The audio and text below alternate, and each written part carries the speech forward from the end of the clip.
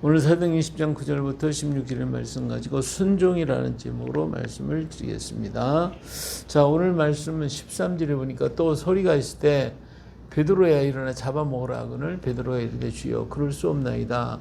속되고 깨끗하지 않은 것을 내가 결코 먹지 아니하리라는데 또 두 번째 소리가 있을 때 하나님께서 깨끗하시 하신 것을 내가 속되하지 말라, 이런 말씀을 하고 계시죠. 예, 베드로가 하나님 앞에 기도를 했어요. 하나님께 기도할 때 하나님께서 하늘에 이런 보자기를 딱 내려온, 여기 각종 부정한 짐승들이 가득히 있었어요. 그러면서 하늘에 소리가 났죠. 이걸 잡아먹어라. 아우, 저는 그런 거 부정한 거 안 먹었는데요.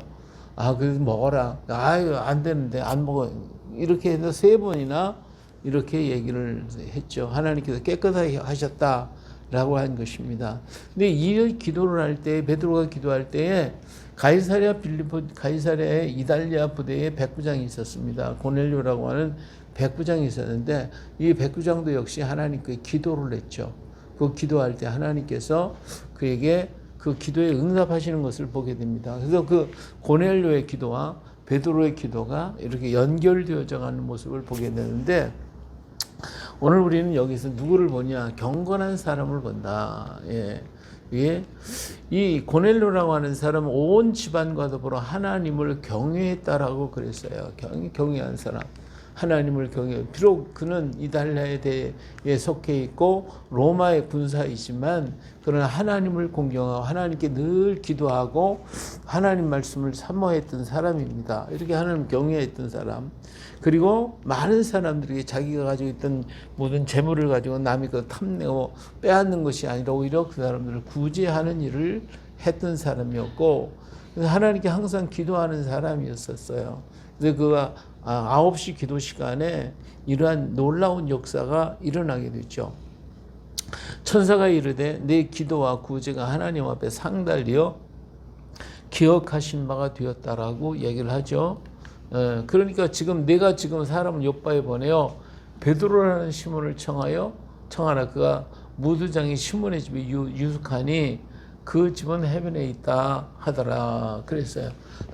이렇게 고넬료가 기도를 했더니 그 기도가 베드로와 또 연결이 되어지고 하나님은 고넬료에게 어떻게 해야 할 것에 대해서 말씀을 하고 계셔요. 그래서 이렇게 기도하는 자에게 하나님 놀라운 역사를 일으켜주시는데, 첫째로는 환상을 보게 됐죠. 기도할 때 천사가 와서 말씀을 전하는 것을 볼 수가 있어요. 그러니까 기도하는 자에게 하나님은 환상을 보여주십니다. 하나님 기도하는 자들을 찾으시거든요. 기도가 주어졌다는 것은 그 길을 대해서, 그러니까 기도를 한다고 하는 것은 그 기도가 나에게 기도의 제목을 주었다. 그러면 그 기도의 제목을 준 것은 하나님이 내가 그 일에 어떤 필요하기 때문에 하나님 우리에게 기도의 제목을 주는 거예요. 그래서 기도한다라고 하는 것은 그 일에 내가 관심이 있다, 그 일에 대해 나와 어떤 연결 관계가 있다라고 하는 의미가 되어지기 때문에 그 기도할 때 우리는 그 일을 깊이 생각할 수 있어야 돼요. 하나님은 그저 기도의 제목을 주는 게 아니에요. 기도의 제목을 줄 때는 반드시 거기에 어떠한 일을 이루시기 위한 것이란 말이에요. 그 일을 그가 필요한 까닭에. 다시 말하면 그 기도의 제목을 준 그 사람을 하나님은 어떤 필요가 있기 때문에 기도하라고 하시는 거예요. 그렇기 때문에 사명은 누구에게 주어지나? 기도하는 사람에게 주어지는 거예요. 그 일에 관심이 있는 사람이 그 일을 하는 거지, 관심이 없는 사람은 그 일을 할 수가 없거든요. 우리가 기도한다라고 하는 그 일에 관심이 있다라고 하는 것이고, 관심이 있기 때문에 기도할 수도 있는 것이고, 그 관심이 있는 사람, 기도하는 사람에게 하나님 그 일을 맡겨서 그 일을 하도록 만들어 주시는 거거든요. 그래서 오늘 우리가 정말 기도하는 사람은 꿈을 갖게 되고 환상을 갖게 되고 어떤 소망을 갖게 되어지는 것입니다. 자, 그리고 하나님은 기도하는 사람을 어떻게 지도하신다고 그래서 지도하시는 걸 듣게 돼요. 자, 여기 보니까 베드로의 그 고넬료에게 뭐라 그랬어요? 기도했더니 누구를 청하라? 베드로를 청하라고 얘기하죠. 내가 지금 사람들을 욥바에 보내 베드로라는 시몬을 청하라. 그런 무두장이 시몬 집에 유혹하니 그 집은 해변가에 있다. 이렇게 얘기를 해요. 우리의 모든 것을 다 알고 계시는 하나님께서 기도하는 그의 기도를 응답하고 이루시기 위하여 어떻게 해요? 지도를 해주셔. 이렇게 하라 저렇게 하라고 가르쳐 주시는 거예요. 그래서 우리 하나님은 기도하는 사람의 길을 지도하고 인도하시고 그가 합당한 길을 갈 수 있도록 만들어 주시는 것입니다. 이처럼 우리 하나님은 어때요? 다 알고 계셔요. 내가 하는 모든 걸 다 알고 계셔요. 자, 여기 보니까 4절에 고넬료가 주목하여 보고 두려워 이르되 주여 무슨 일이니까 천사가 이르되 네 기도와 구제가 하나님 앞에 어때요? 상대되어 기여하신 바가 되었다. 고넬료는 지금 뭐 누구한테 공개적으로 막 이렇게 해갖고 알려주는 게 아니지만 하나님은 벌써 다 알고 있잖아요. 바리새인들은 사거리길에서 내가 누구 고지 구제했습니다 하고 소리 지르지만 이 고넬료라는 사람은 그런 것이 아니라 정말 은밀한 중에 이런 기도를 많이 했단 말이에요. 기도하고 구제를 하고. 근데 그것이 누가 알아요? 하나님이 다 알고 계시고 하나님 앞에 상달되었다. 그래서 하나님이 기여하신다는 거예요. 그래서 고넬료를 귀하게 생각하고 고넬료가 정말 하나님 앞에 합당한 사람이기 때문에 하나님께서 그를 천사를 보내서 그를 지도하시고 그를 인도하기를 원하고 계신다라고 하는 것을 알 수가 있습니다. 자, 그렇기 때문에 우리 하나님이 나의 기도의 소망과 그 하나님이 사랑하는 자를 어떻게 하면 복을 받고 어떻게 하면 좋은 길로 가게 하기 위해서 하나님은 생각하시는 거예요. 그래서 천사를 보내서 말씀하죠. 그러면 그 말씀을 어떻게 해야 돼요? 순종해야 돼요. 말씀을 마침 마르던 천사가 떠나며 고넬료가 집안 하인들과 식부와 가운데 경건한 사람을 불러 그 일을 다 이루고 요바로 사람을 보냈다고 그랬잖아요. 하나님께 요바로 사람을 보내라니까 그 말을 듣고 순간적으로 그 일을 해요. 아니 어떻게 생각하면 환상을 봤으니까 뭐 환상 중에 있으니까 이건 뭐 꿈을 꿨나 뭐 있나 그냥 넘어갈 수도 있는데 그게 아니라 어때요?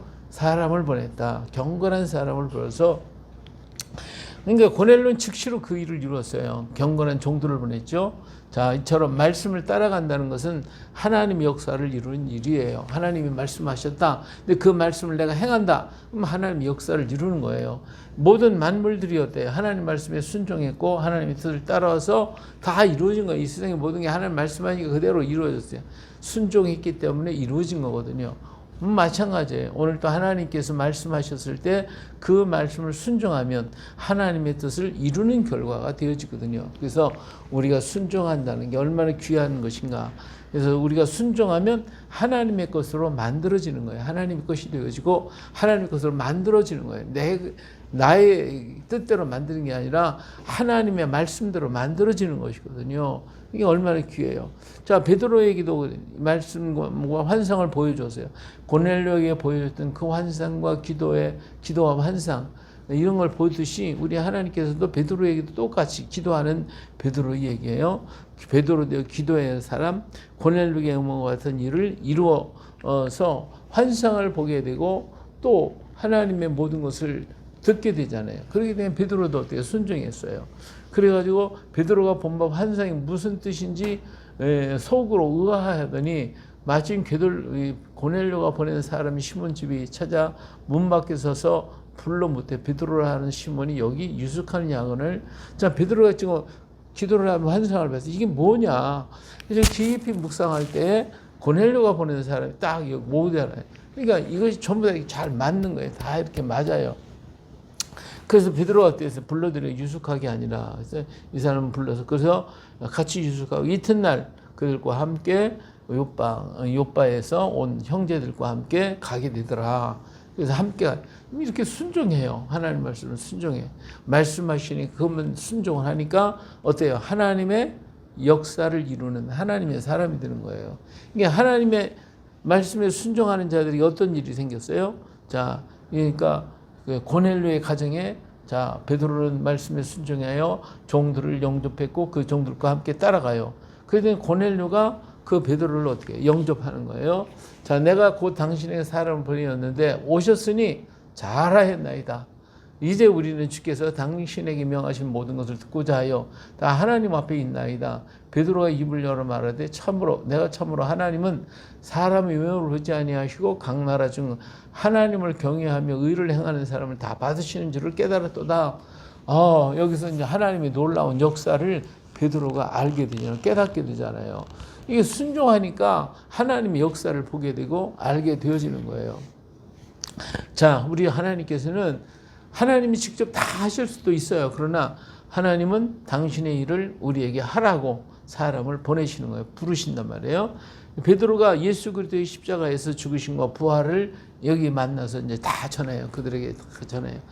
예수님께서 그것을 직접적으로 다 이렇게 천사를 보내서 다 가르쳐 줄 수도 있겠지만 그렇게 하지 아니하시고 하나님은 사람을 보내가지고 그 일을 하도록 하시는 것입니다. 자, 2차 세계대전 중에 프랑스의 한 마을에 교회가 있었는데 거기에 예수님의 상이 이렇게 있었어요. 근데 폭격을 맞아가지고 예수님의 그 상이 파괴가 됐어요.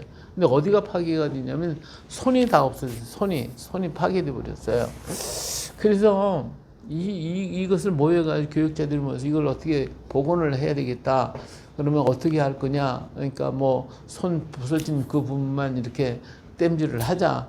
그러니까 그러면 또 안 맞으니까 어떻게 할 거냐? 하고 이걸 계속 논의를 하다가 하더니 결론을 내렸습니다. 모든 사람이 결론을 하고 그걸 내리고서 그리고 돌아갔어요. 주일날 아침에 와서 사람들이 와서 보니까 복원을 한다고 했던 것을 보니까 복원은 안 되고 그냥 그대로 있는 거예요. 그래서 왜 그렇게 손이 없는 예수님의 손이 없는 그런 예수님의 상이 이렇게 있으니까 복원한다고 교육자들 다 모여가지고 그렇게 해서 열심히 토론하고 그러더니 어떤 결론이 나지도 않았네. 근데 그 밑에 글자가 써 있었어요. 뭐라고 써 있냐면 I have no hands but yours라고 했어요. 너희가 곧 나의 손이다 라고 하는 뜻이에요. 다시 말하면 하나님은 모든 것을 다 하실 수가 있지만 하나님 그 일을 우리에게 맡겨서 그것을 하시기를 원하시고 계신단 말이에요. 그래서 하나님과 함께하는 일을 일꾼이 되기를 원하시는 거예요. 하나님 혼자 다 하시려고 하시지 않고 그 일을 누구한테 맡겨? 우리한테 다 맡겨가지고 내 손으로 할 거 네 손으로 하라고 해요. 그래서 하나님과 동역자가 되고 하나님과 함께 일할 수 있는 자가 되기를 원하고 계신단 말이에요. 그래서 오늘도 하나님 우리를 부르실 때 우리가 어떻게 순종해야 되겠죠. 인생의 가장 중요한 메시지를 하나님 그럼 우리에게 뭘 하라고 하냐? 인생의 가장 중요한 메시지를 전하라는 거예요. 인생에 있어서 가장 중요한 것은 돈도 명예도 성공도 아니에요. 고넬료는 이 모든 것을 다 가진 사람입니다. 근데 하나님은 고넬료가 참 안타까운 거예요. 그렇게 하지만 예수님을 몰라요. 그래서 예수님의 그 능력 모든 것을 몰라. 그러니까 어때요? 그를 너무 사랑하시니까 베드로를 보낸 거예요. 착한 고넬을 구원하시길 하나님 너무나도 원하셔서 그래서 그에게 뭘 알아야 돼요? 십자가의 대속을 알아야 구원을 받을 수 있기 때문에 사람을 보내시는 거예요. 그래서 그 일을 하라고.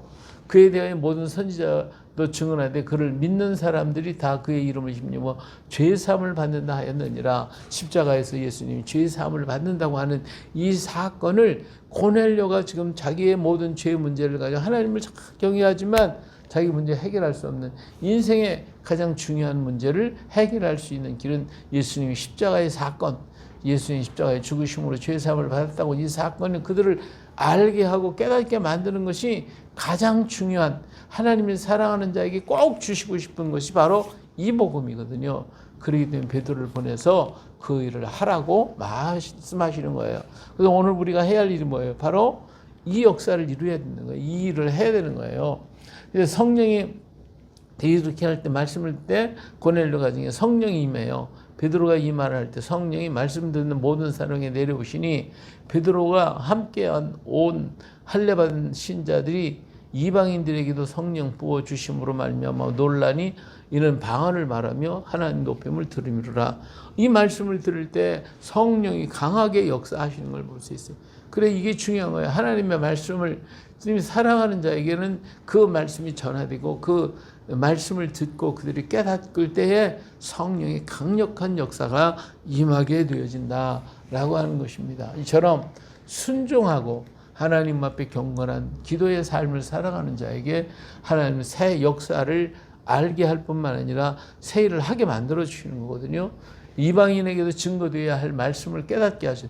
베드로는 이방인에게 복음을 전한다고 생각지도 못했어요. 그런데 이 일을 통하여 이방인에게 복음을 전해야 되고 이방인도 하나님 사랑하신다고 하는 사실을 깨닫게 되었어요. 지금까지 못했던 걸 알지 못했던 걸 깨닫고 새 일을 이룰 수 있는 자가 됐다라고 하는 거예요.